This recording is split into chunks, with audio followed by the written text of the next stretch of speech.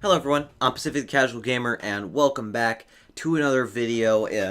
This is kind of like the video I made about filming first-person shooter games. This is a video on how to film strategy games for more cinematic type gameplay with no mods, no breaking the game, just a vanilla game.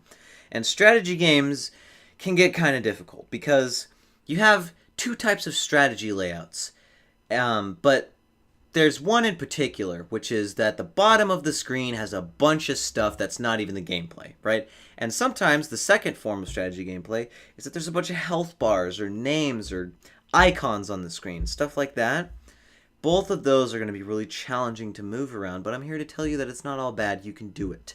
All right? Now, when you shoot cinematically, the first thing you want to do is anything that isn't the gameplay on the screen, whether it's a scoreboard, menus, you click something, the words pop up, like a whole paragraph describing the thing pops up.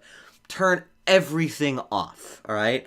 If it makes you play worse, it makes you play worse. You're going to have to deal with it. You could always turn that stuff back on, but preferably turn off anything that isn't gameplay. Like I said, scoreboards, all that stuff, if you can. If you can't, that's okay, because here's the kind of tools you're going to use. You're going to use this tool in Sony Vegas called Pan Crop.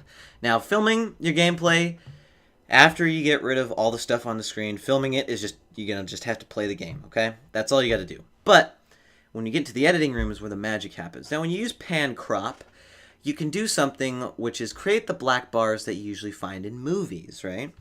Now, what you do is you use these black bars to cut out any gameplay, or not gameplay, any of the menus on the bottom and top that you don't want people to see. Because usually there's buttons on top, buttons on the bottom of strategy games. On the side, there might be that stuff. Just make sure you turn that stuff off. And, that you're going to pan crop, and you're going to get a more cinematic looking game. Now, it might look weird, and all you got to do is take, the top bars, you move them up and down. The sidebars, you move them in closer to your screen.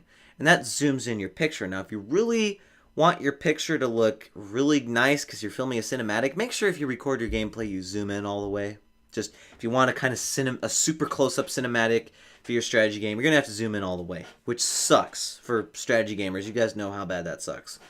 But you're going to use pan crop to move stuff out of the way. And in first-person shooters, you can kind of get away with having buttons in the bottom right of the screen, like your ammo counter, your radar, and stuff like that. In strategy games, you're going to have to do your best to get rid of all of the menus, because since they take up the whole bottom of the screen, like a bottom third or whatever, however much they take specifically, you're going to it's going to be another line, right? You got your black lines already. You're going to have maybe like a brown textured line or a grayish white line because of all the boxes when you select units.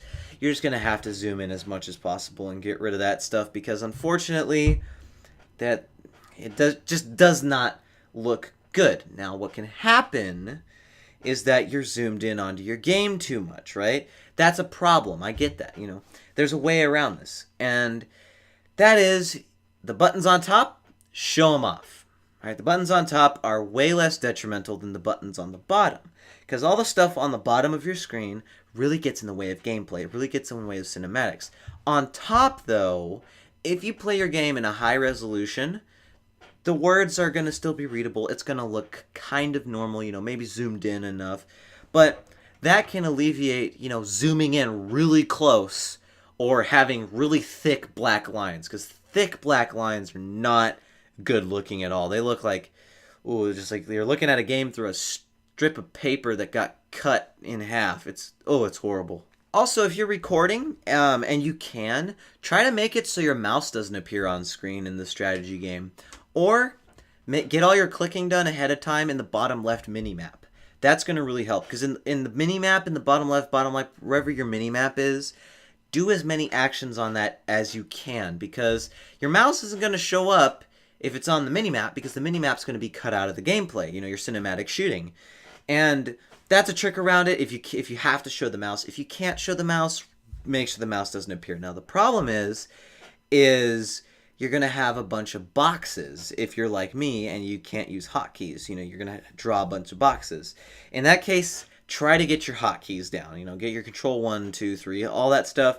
So that way you're not sitting there drawing boxes. If your mouse doesn't appear, double-clicking units also works well. You can double-click and hold like shift and click on more stuff, or control, That is ways around putting your mouse on the screen and just filming yourself drawing boxes around units. That's probably the most hardest thing, beyond zooming in, making sure you don't draw boxes. That's horrible. That's going to ruin your day.